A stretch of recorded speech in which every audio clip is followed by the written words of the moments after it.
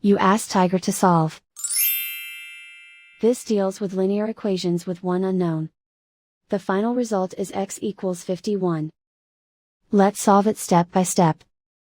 Group all constants on the right side of the equation. Subtract 8 from both sides. Simplify the arithmetic.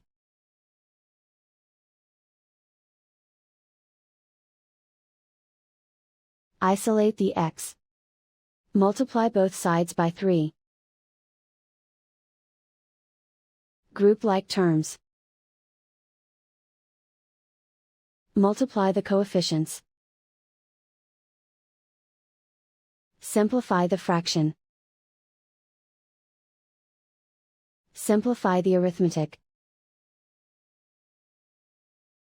And so the final result is x equals 51.